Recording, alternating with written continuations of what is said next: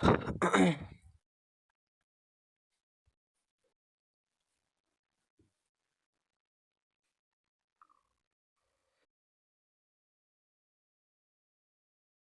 सभी को। आप सभी लोगों का स्वागत।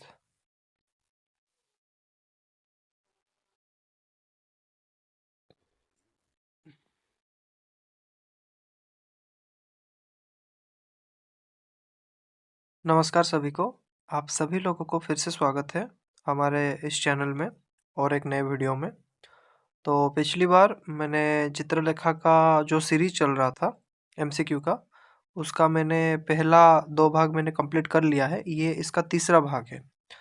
तो ये नवा परिच्छेद से शायद 16वें परिच्छेद तक है। हाँ जी हाँ। तो शुरू करते हैं फिर से। चित्रलेखा उपन्यास में किस पात्र का वर्णन है जो जन्म से क्षत्रिय होते हुए भी कर्म से ब्राह्मण थे? ये मैंने आपको चित्रलेखा का जो सारांश बताया था, वहां पे मैंने बताया था कि ये क्वेश्चन है। तो ये है मृत्युंजय। आगे चलते हैं। आर्यश्रेष्ठ मृत्युंजय की उपमा लोग किससे किससे देते थे? इंद्र से, कुबेर से, आ, विदेश के किसी विद्वान से, या फिर चंद्रगुप्त मौर्य से? तो इसका सही आंसर होगा विदेश के किसी विद्वान से देते थे। विदेश के किसी विद्वान से मतलब विदेश से उनको लोग प्रशंसा करते थे। आगे चलते हैं। यहाँ पे विदेश का मतलब है उनके राज्य के अलावा जो भी है। आगे चलते हैं। चित्रलेखा उपन्यास में मृत्युंजय की पुत्री यशोधरा की आयु कितनी बताई गई है? लगभग लगभग कितनी बताई गई है? 16, 20, 18 या फिर 25? तो यशोधरा की आयु लगभग 18 वर्ष की बताई गई है। चित्रलेखा उपन्यास में यशोधरा के नेत्रों की तुलना किससे की गई है? कमल से, हरिणी से, मछली से, या फिर मोरनी से?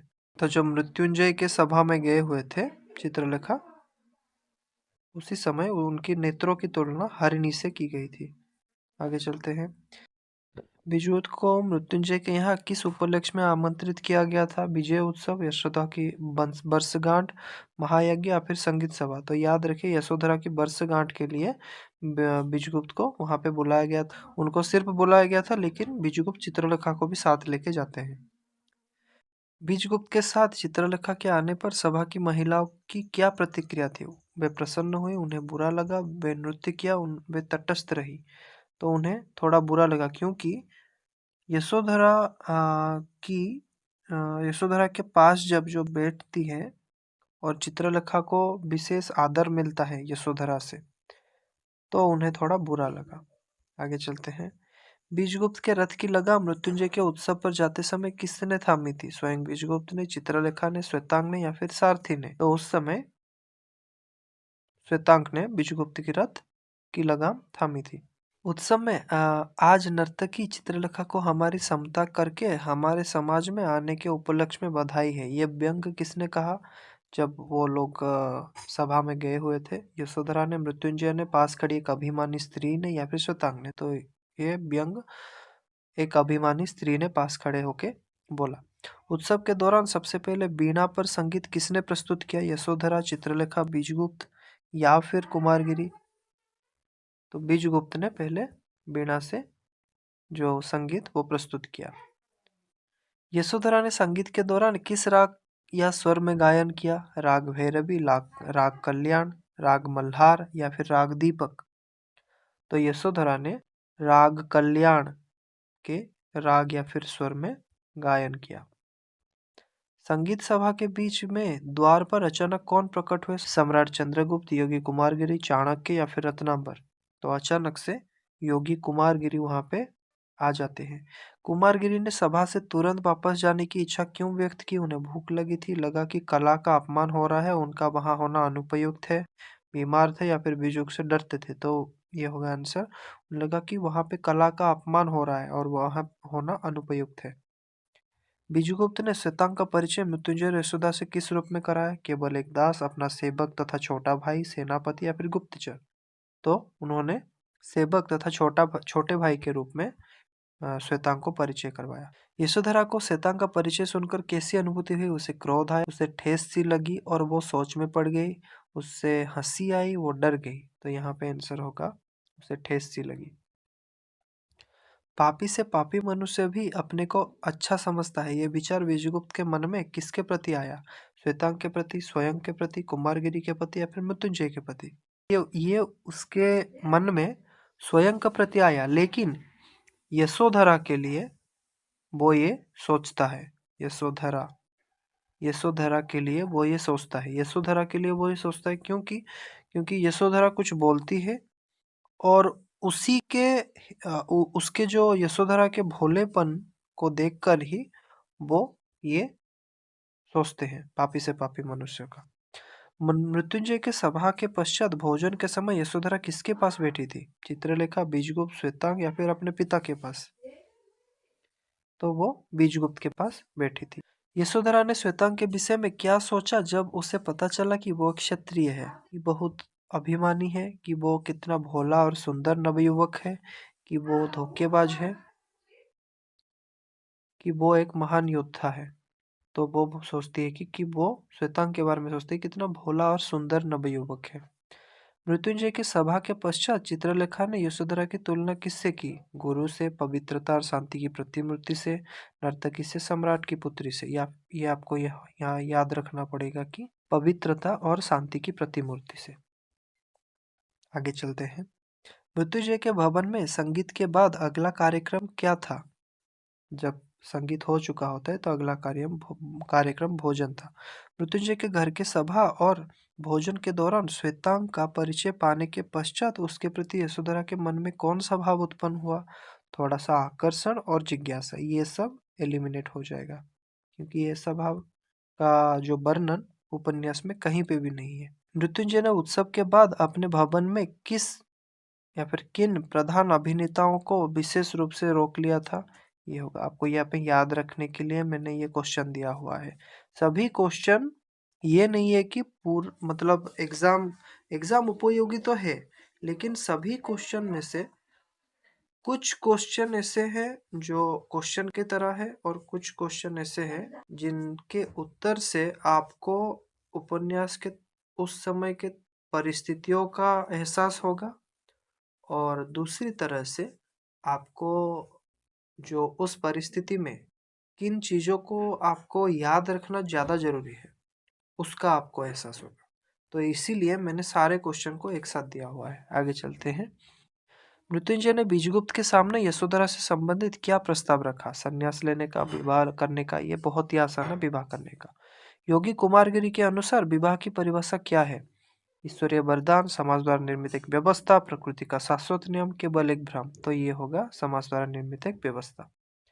बीजगुप्त ने मृत्युंजय के प्रस्ताव पर अपनी क्या व्यवस्था व्यक्त की थी? वो यशोधरा को नहीं चाहता, वो चित्रलेखा को अपनी पत्नी मानता है, सन्यासी बनना चाहता है, निर्धन है। तो ये होगा आंसर। आसान सा सवाल है। चित्रलेखा को अपनी पत्नी मानता है। मृत्युंजय के अनुसार बीजगुप्त और चित्रलेखा के संबंध में मुख्य वैधानिक बाधा क्या थी? चित्रलेखा का स्वभाव, की संतान को उत्तराधिकारी बीजगुप्त घोषित नहीं कर सकता, चाणक्य की विरोध या फिर विशाल देव की ईर्षा। तो यहाँ पे ये होगा कि चित्रलेखा के संतान को कभी बीजगुप्त सामाजिक रूप से उसके जो संपत्ति या फिर वैभव का उत्तराधिकारी घोषित नहीं कर सकता क्योंकि चित्रलेखा एक नर्तकी थी। आगे चलते हैं। चित्रलेखा ने स्वयं को बीजगुप्त की पत्नी बनने के लिए अनुपयुक्त क्यों बनाया?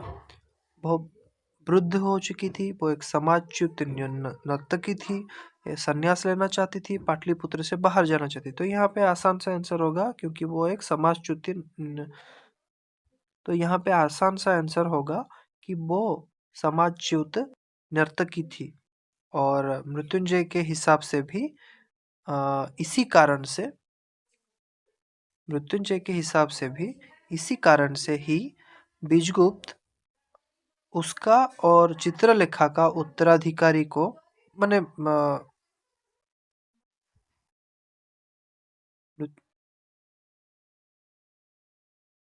मृत्युंजय के हिसाब से भी बीजगुप्त कभी चित्रलेखा से उत्पन्न संतान को अपना उत्तराधिकारी घोषित नहीं कर सकता। इसीलिए आगे बढ़ते हैं। चित्रलेखा ने बीजगुप्त के भले के लिए किस बड़े त्याग की ओर संकेत किया? नृत्य छोड़ने की, बीजगुप्त को छोड़ देने की, अपनी संपत्ति दान करने की, कुमारगिरी के शरण में जाने की। तो ये दोनों होगा आंसर, लेकिन पहले वो बीजगुप्त के छोड़ देने का जो संकेत वो करती है, पहले, सबसे पहले। उसका कारण हो सकता है कि कुमारगिरी की शरण में जाने की उसकी इच्छा थी, लेकिन बीजगुप्त को उसने ये संकेत दिया कि वो बीजगुप्त को छोड़ना चाहती है। कुमारगिरी ने चित्रलेखा के विराग के विचार पर क्या प्रतिक्रिया दी? उन्होंने उसका स्वागत किया, उन्होंने इसे विचित्र और अपनी मनोप्रवृत्ति को भूलना बताया, उन्होंने उसे दीक्षा देने से मना किया, वो मौन रहे। तो उन्होंने उसे उस समय चित्रलेखा के उस जो निर्णय को विचित्र और अपनी मनोप्रवृत्ति को भूलना बताया, क्योंकि चित्रलेखा मूल रूप से विराग से आकर्षित नहीं, सिर्फ और सिर्फ कुमारगिरी के पास आने के लिए ही विराग की आश्रय ले रही थी। आगे चलते हैं। बीजगुप्त के अनुसार उसके चरित्र के बनने और बिगड़ने का उत्तरदायित्व किस पर है? चित्रलेखा पर, स्वयं बीजगुप्त पर, मृत्युंजय पर, योगी कुमारगिरी पर। तो ये होगा आंसर। बीजगुप्त के अनुसार वो स्वयं ही उसके चरित्र को बनाने और बिगाड़ने के लिए जिम्मेदार है, उत्तरदायी है, ये बताता है वो। ये मृत्युंजय के साथ बात करते हुए ही वो बताता है। पापी से पापी मनुष्य भी यह नहीं कह सकता कि वो पापी है। ये विचार किसके मन में आया? श्वेतांग, बीजगुप्त, कुमारगिरी या फिर विशालदेव? तो ऊपर भी हमने देख चुके हैं कि बीजगुप्त के मन में आया हुआ था वो विचार। यशोधरा के प्रति चित्रलेखा के मन में क्या भाव उत्पन्न हुआ? ईर्ष्या, वो उसे मृत्यु की शांति और स्वयं को जीवन की हलचल मानने लगी थी। ये आपको याद रखने की काफी जरूरत है। स्वयं को जीवन की हलचल मानती थी मृत्युंजय के सभा के दौरान चित्रलेखा खुद को। मृत्युंजय ने बीजगुप्त से यशोधरा के विवाह का प्रस्ताव क्यों रखा? वो बीजगुप्त के धन के लोभी थे, बीजगुप्त को एक सुयोग्य और संस्कारी वर मानते थे, चाणक्य का दबाव था, या फिर यशोधरा बीजगुप्त से युद्ध करना चाहती थी? तो यहाँ पे ये होगा, बीजगुप्त को वो सुयोग्य और संस्कारी वर मानते थे। बीजगुप्त ने मृत्युंजय के भवन से विदा लेते समय अंतिम शब्द क्या कहा? सिर्फ विदा ही कहा वहां पे। जी हाँ, सिर्फ। तो यहाँ पे आंसर हो जाएगा विदा। मैं कल आऊंगा, विवाह नहीं करूंगा, मुझे क्षमा करिए। आंसर गलत है सब। आगे चलते हैं। कुमारगिरी ने मृत्युंजय के सभा के अंत में बीजगुप्त के विषय में क्या निष्कर्ष निकाला? वो एक महान योद्धा है, उस पर नर्तकी चित्रलेखा का बहुत बड़ा प्रभाव है, वो एक ढोंगी है, एक सन्यास के योग्य है, वो सन्यास के योग्य है। तो कुमारगिरी ने मृत्युंजय के सभा के अंत में उसका निष्कर्ष निकाला कि उस पर नर्तकी चित्रलेखा का बहुत बड़ा प्रभाव है। किस पर? बीजगुप्त पर। चित्रलेखा ने यशोधरा के साथ बीजगुप्त के संबंध को कैसा बताया? विनाशकारी, श्रेष्ठ और आवश्यक, एक पाप या फिर सामान्य? तो चित्रलेखा ने यशोधरा के साथ बोला कि उनका दोनों का जो संबंध है बहुत श्रेष्ठ है और बीजगुप्त के जीवन के लिए आवश्यक है। चित्रलेखा ने स्वयं को विराग के योग्य ना मानकर क्या तर्क दिया? विराग नकारात्मक है और वो ईश्वर के सामने अपवित्र है, वो विलासी है, बूढ़ी हो गई है, या फिर समाज से डरती है? तो यहाँ पे आंसर हो जाएगा विराग नकारात्मक है और वो ईश्वर के सामने अपवित्र भी है। मृत्युंजय ने विवाह के प्रस्ताव पर बीजगुप्त की मनोदशा को क्या कहा? वो अपने प्रसन्नता, क्रोध या फिर साहस, या फिर वो अपनी प्रेरणाओं पर अधिक अवलंबित है? तो ये होगा आंसर। आपको देख के ही पता चल जाएगा, ये तीनों अलग अलग आंसर है। ये कुछ आंसर मतलब सटीक आंसर के बावजूद जो भी तीनों आंसर होगा, ऐसे कुछ आंसर दिए होंगे कभी कभी आपको कंफ्यूज करने के लिए, एक ही तरह के आंसर होंगे, या फिर कभी कभी ऐसा आंसर दिया होगा जिसका दूर दूर तक कोई ताल्लुकात नहीं होगा आपके खुद के आंसर के साथ, जो भी क्वेश्चन होगा। 10वें परिच्छेद के दौरान श्वेतांग की क्या स्थिति थी? वो सिर्फ बीजगुप्त के पीछे पीछे भवन से बाहर चला था, वो पीछे पीछे ही घूमता रहा और कुछ नहीं। सिर्फ भोजन के समय कुछ उसने बातचीत की थी, उसके अलावा कुछ भी नहीं। मृत्युंजय के भवन में इस चर्चा के समय वातावरण कैसा था? कोलाहलपूर्ण, सजीवता में कमी नहीं थी, पर एक मौन रहस्य छाया हुआ था। ये आपको याद रखना है। जब वो सभी को रोक लेता है, प्रमुख अभिनेता को रोक लेता है, तभी कुछ समय तक, प्रारंभिक कुछ समय तक सजीवता में कमी नहीं थी उनके वातावरण में, जो भवन के वातावरण में, लेकिन वहां पे एक मौन रहस्य का छाया पड़ा था। चित्रलेखा ने बीजगुप्त के जीवन को बचाने के लिए क्या करने का निर्णय लिया? उसे छोड़ने का, स्वयं को बीजगुप्त के जीवन से अलग करने का, त्याग करने का। 11वें परिच्छेद की शुरुआत होती है। 11वें परिच्छेद के अनुसार चित्रलेखा ने अपने प्रथम पति के प्रति प्रेम को क्या माना था? प्रथम पति के प्रति मतलब कृष्णादित्य से पहले जिसकी वो विधवा हुई थी, उसी को केवल एक समझौता, पतिव्रता और पवित्रता और ईश्वरीय भक्ति, एक भ्रम या फिर सामाजिक व्यवस्था। तो यहाँ पे ये होगा पवित्रता और ईश्वरीय भक्ति माना था। आगे चलते हैं। कृष्णादित्य के साथ चित्रलेखा के प्रेम की मुख्य विशेषता क्या थी? धन की लालसा, आत्मविस्मरण, लोक दिखावा, केवल शारीरिक आकर्षण। तो चित्रलेखा के अनुसार कृष्णादित्य के साथ चित्रलेखा का जो प्रेम था या फिर उसका जो प्रेम था वो आत्मविस्मरण था चित्रलेखा के लिए, खुद को भूल गई थी। आगे चलते हैं। चित्रलेखा ने बीजगुप्त के साथ अपने प्रेम को किस रूप में अनुभव किया? त्याग, तपस्या, विलास और मादकता का अनुभव, जीवन का अंतिम लक्ष्य, ईश्वरीय आदेश आदेश।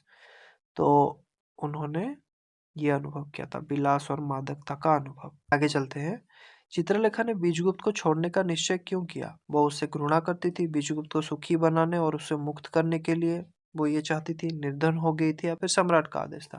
तो ये होगा सटीक आंसर। बीजगुप्त को सुखी बनाने के लिए, उसे मुक्त करने के लिए उसको छोड़ना चाहती थी और यशोधरा से विवाह करवाना चाहती थी। आगे चलते हैं। चित्रलेखा ने बीजगुप्त के नाम पत्र उसे लिखकर उसे किसके पास छोड़ा था? श्वेतांग को, द्वारपाल को, सीधे बीजगुप्त को, या फिर एक विश्वस्त दासी को? याद रखिए, जाने से पहले उसने पत्र को एक अपना विश्वस्त दासी को देके गई थी कि अगर मैं इस समय तक वापस ना आऊं तो ये पत्र भेज देना। कुमारगिरी के पास सदा के लिए रहने की मनस्त कर जाते समय चित्रलेखा ने किस रंग की साड़ी पहनी थी या फिर वस्त्र पहने थे? याद रखिए, केसरिया रंग के वस्त्र पहने थे। चित्रलेखा जब कुमारगिरी की कुटी पर पहुंची तब कुमारगिरी किस अवस्था में थे? भोजन, शिष्यों को पढ़ाते हुए, ध्यानावस्थित, या फिर सोते हुए? तो ध्यानावस्थित अवस्था में वो थे। आगे चलते हैं। चित्रलेखा के अनुसार प्रेम की उत्पत्ति कैसी होती है? अभ्यास से, मनुष्य में स्वयं होती है, गुरु के उपदेश से, या फिर शास्त्रों के अध्ययन से? तो ये देखिए, अभ्यास से नहीं होगा, गुरु के उपदेश से नहीं होगा, शास्त्र के अध्ययन से। ये सारे क्वेश्चन गलत है, सारे क्वेश्चन बोल रहा हूँ, सारे आंसर गलत है, क्योंकि अभ्यास से इसका उपन्यास में कोई जिक्र नहीं है। गुरु के उपदेश से ये सिर्फ विशाल देव या फिर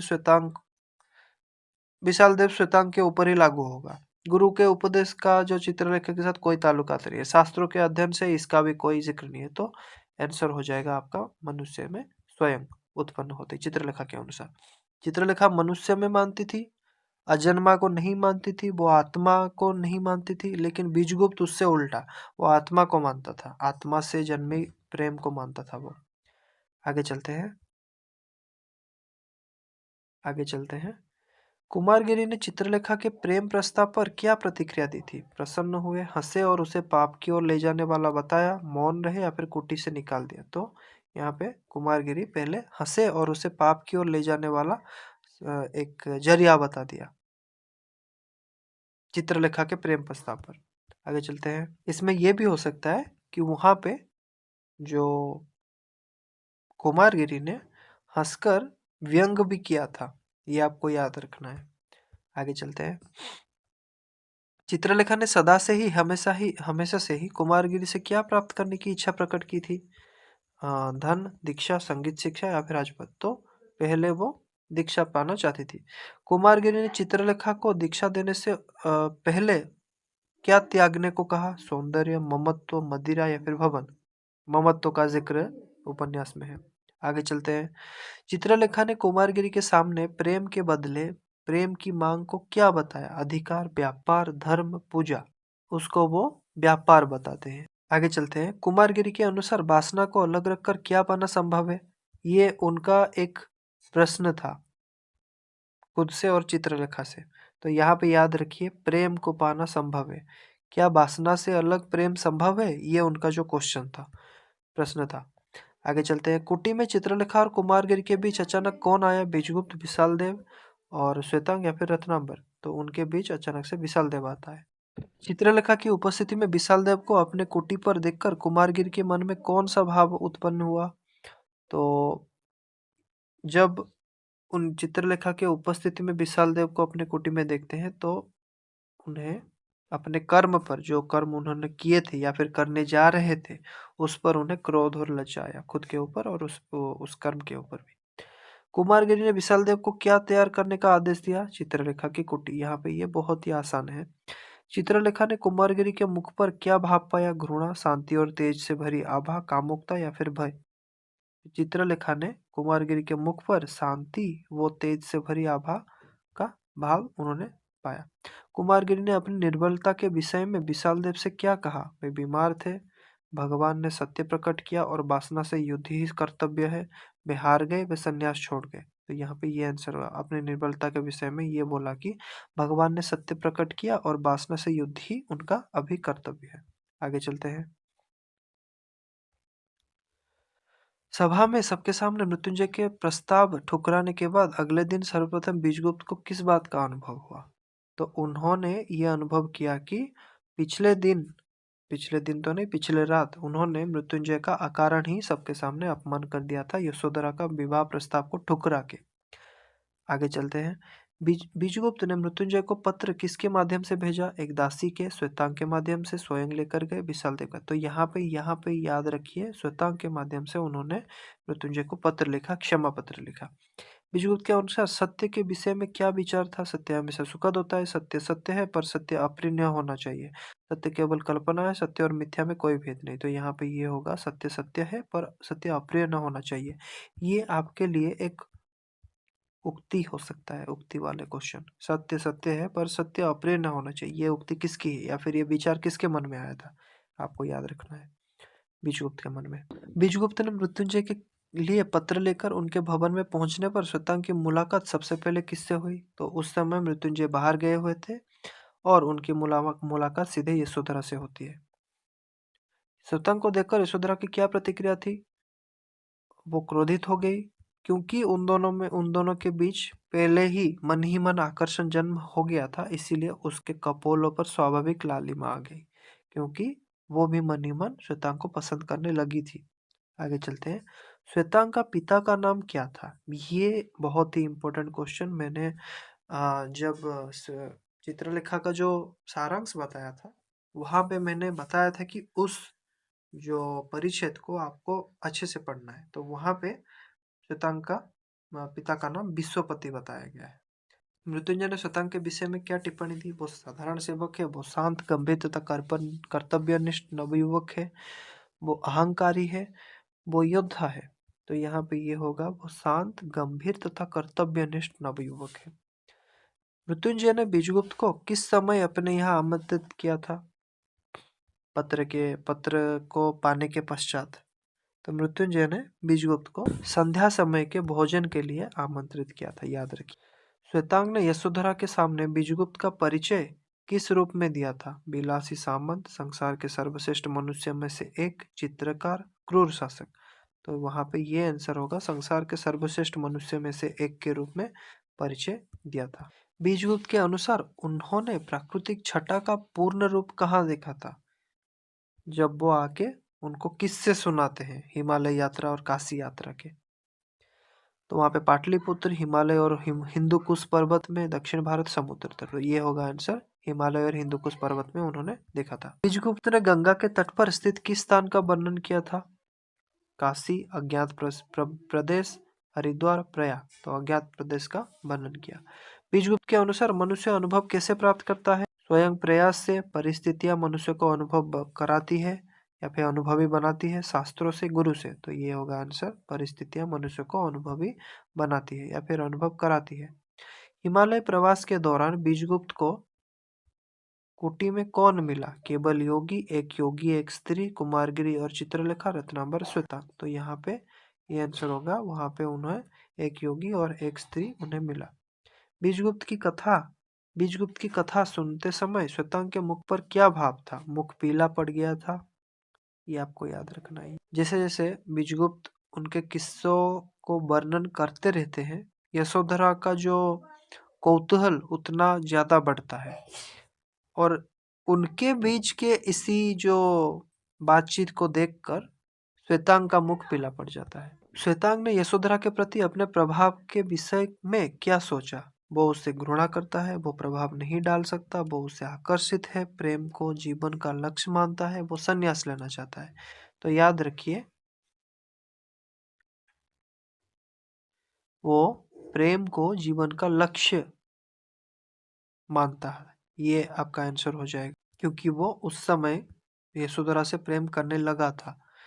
बीजगुप्त ने अपनी कौन सी कमी मृत्युंजय के सामने स्वीकार की? आलस्य, प्रेरणाओं पर अधिक अवलंबन, कंजूसी, असत्य भाषण। तो ये होगा प्रेरणाओं पर अधिक अवलंबन। ये आपको याद रखना है, मोस्ट इंपोर्टेंट क्वेश्चन है। आगे चलते हैं। हिमालय वृत्तांत में योगी का गुरु कहाँ स्थित था? मंदिरों में, एक शिला पर, रथ पर, राजप्रसाद में। तो वहां पे एक गुरु, योगी गुरु एक शिला पर स्थित थे। यहाँ पे था हो गया, स्थित थे। मृत्युंजय के अनुसार श्वेतांग कहाँ का निवासी था? मगध, कौशल, वैशाली, अवंती। मृत्युंजय के हिसाब से श्वेतांग कौशल प्रदेश का निवासी था।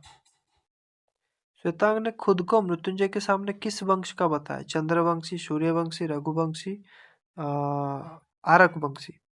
तो श्वेतांग ने खुद को मृत्युंजय के सामने सूर्यवंशी बताया। मृत्युंजय ने श्वेतांग के पिता के शिक्षा शहर कौन सा है अनुमान लगाया था? ये आपको याद रखना है, काशी शहर को उनका शिक्षा शहर अनुमान लगाया था। बीजगुप्त के अनुसार जीवन का सर्वसुंदर लक्ष्य कौन सा है? धन कामना, एक दूसरे के अस्तित्व को एक कर देना, मोक्ष या फिर सामान्य। तो ये होगा आंसर, एक दूसरे के अस्तित्व को एक कर देना, जिसको हम प्रेम भी बोलते हैं। तो